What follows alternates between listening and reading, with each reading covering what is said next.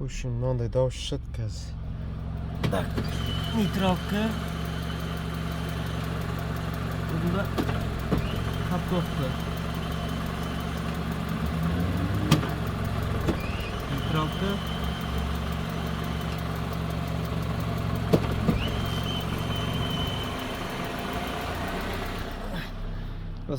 Ременің дауысы сияқты кетті бір.